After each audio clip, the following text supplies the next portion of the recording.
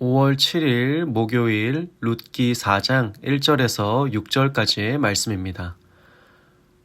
룻기 4장 1절에서 6절까지의 말씀입니다.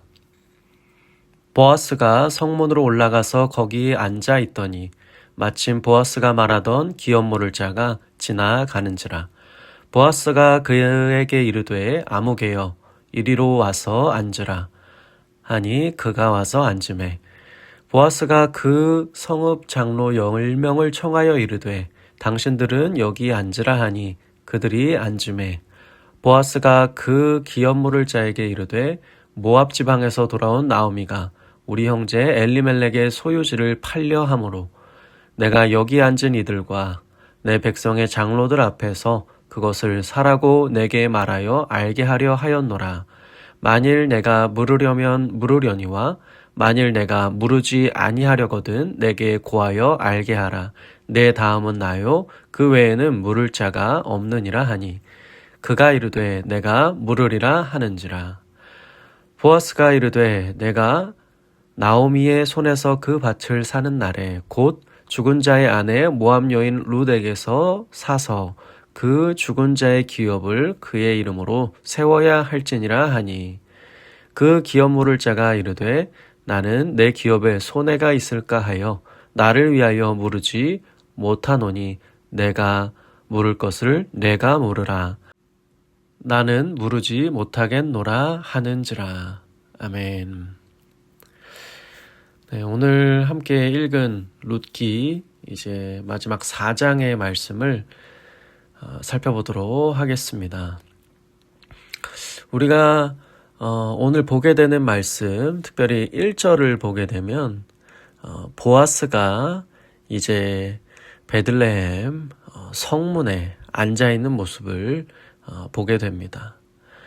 이 성문, 그러니까 더 정확히는 성문 앞에 있는 그 광장에서 주로 그 당시 고대 사회에 있어서 그 공동체의 중요한 문제들을 오늘 보는 이 본문에서 일어나듯이 결정하는 그 장소로 이제 활용되어지는 그런 문화가 있었다고 하는데 바로 보아스도 이를 이루기 위하여 그곳을 찾았던 것으로 보여집니다. 그리고 아마도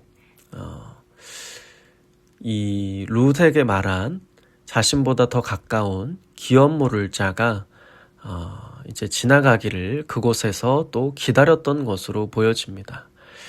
물론 거기에 앉아 있는다고 해서 무조건 그 사람을 만난다는 어떤 보장은 없었을 것입니다.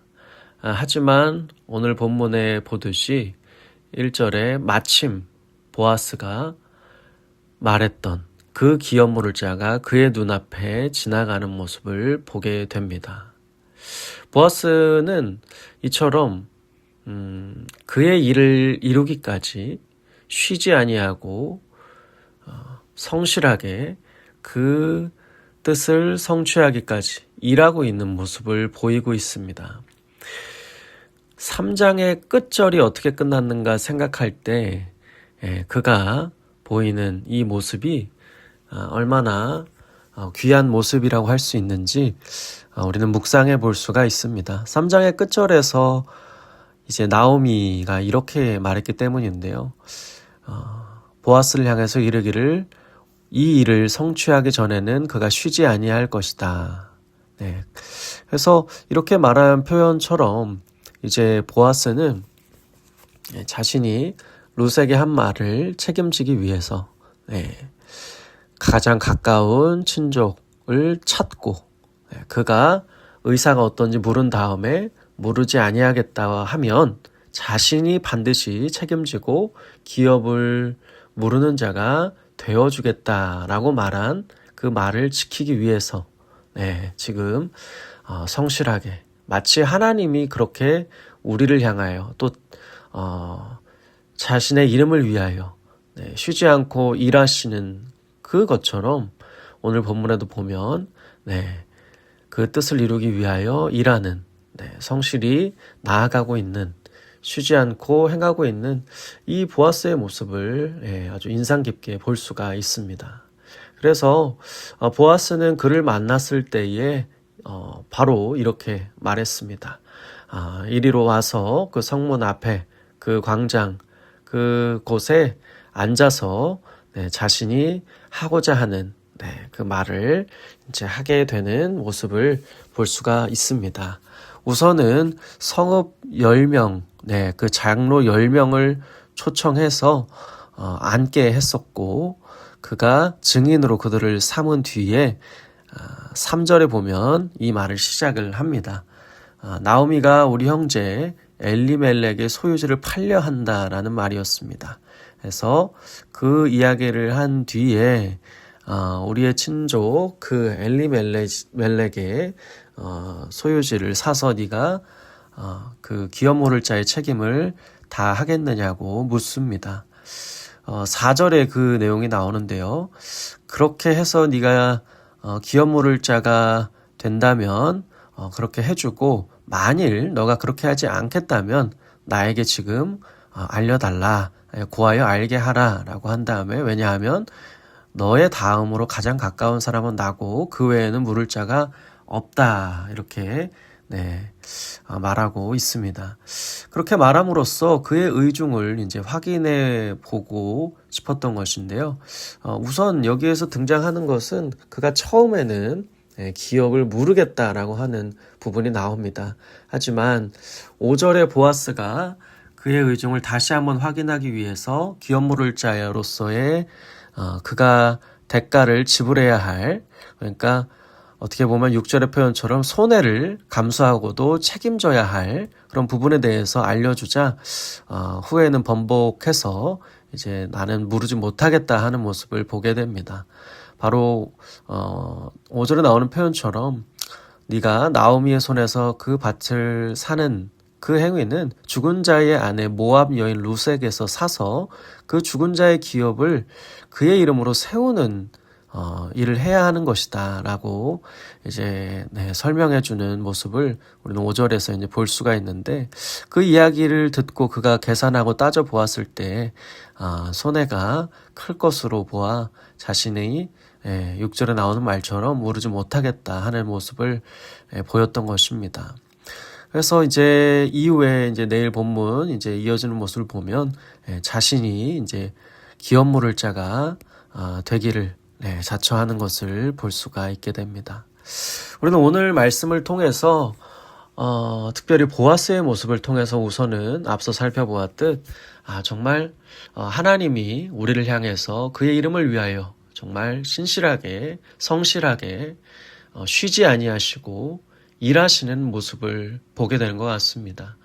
그래서 하나님께서는 우리에게 그렇게 신실하게 우리의 구원을 위하여 일하신 분이시고, 또 지금도 우리에게 그렇게 행하시고 우리를 하나님의 크신 섭리 가운데 다스리는 분임을 말씀을 통해서 다시 한번 확인할 수 있게 되는 것 같습니다. 오늘 이 말씀을 통해서 떠오르게 되는 구절이 하나 있는데요. 바로 예레미야에 나오는 여호와 하나님에 대한 표현을 함께 나누고 묵상하면서 마치고 싶습니다. 예레미야 우리 말씀 33장 2절에 나오는 표현인데요. 거기에서 이르기를 이를 행하시는 여호와, 그것을 만들며 성취하는 여호와, 그의 이름을 여호와라는 이가 이르시도다 라고 하는 말씀이 나옵니다. 거기 나오는 것처럼 여호와 하나님은 일을 행하시는 분이십니다.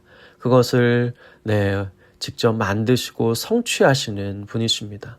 그분은 그렇게 하시기까지 쉬지 아니하시고 정말 열심으로, 우리가 흔히 선지서에서 말하는 만군의 여호와 하나님의 그 열심으로 그 일을 반드시 이루시기까지 이렇게 쉬지 않고 일하시는 분이심을 우리는 오늘 보아스의 이 본문의 기록을 통해서, 그를 향한 묘사를 통해서 묵상할 수가 있게 됩니다.